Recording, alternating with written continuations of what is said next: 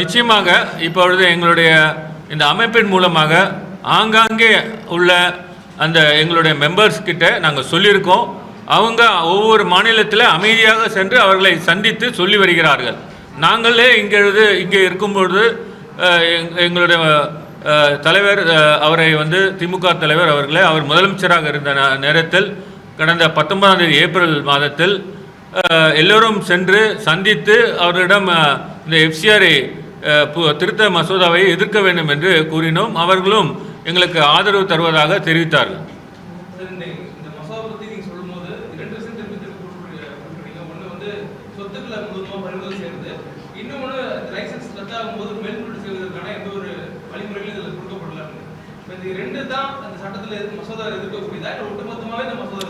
மசோதாவே அதுதான் சொத்துக்களை பறிமுதல் செய்வது.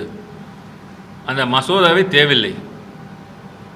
அதுதான் எங்களுடைய வாதம்.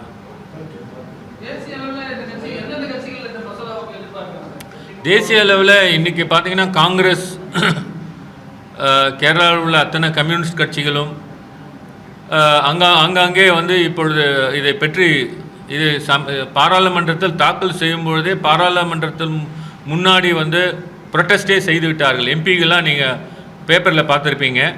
இந்த மார்ச் மாதம் இதை தாக்கல் செய்யும் பொழுது இதை எதிர்த்து ப்ரொட்டஸ்டே பண்ணிட்டாங்க. எம்பிஸ்லாம் ப்ரொட்டஸ்ட் பண்ணிட்டாங்க.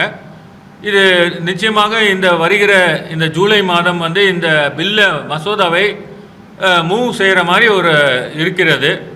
அதை எதிர்த்து அது வரக்கூடாது, அதை மூவ் பண்ணக்கூடாது, அந்த பில்லை வாபஸ் பெற வேண்டும் என்பது தான் எங்களுடைய நோக்கம். அதுக்காக தான் இந்த எல்லோரும் சந்தித்து இதை சொல்கிறோம். பொதுமக்களுக்கு தெரிவிக்க வேண்டும். கட்சிகள் எல்லாருக்கும் தெரிகிறது, தலைவர்களுக்கும் தெரிகிறது, பொதுமக்கள் இதை எதிர்க்க வேண்டும் என்பது தான் எங்களுடைய நோக்கம் கூட. அது எப்பவுமே இந்த கூட்டுக்குழு நடவடிக்கை ஆங்காங்கே அவர்கள் சென்று சந்திக்கிறார்கள். அந்த கூட்டுக்குழு நடவடிக்கைகள் மூலமாக அவர்கள் சந்திப்பார்கள்.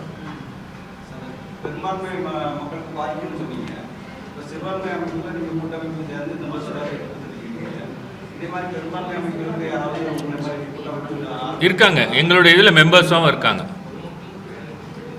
எங்களுடைய இதில் அதனால தான் joint action forum on minorities தான் எங்களுடைய பேர். Joint action forum on minorities. So அதனால் பெரும்பான்மையினரும் இதில் இருக்காங்க.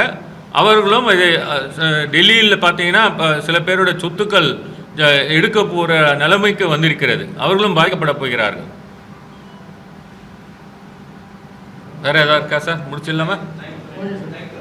தேங்க்யூ.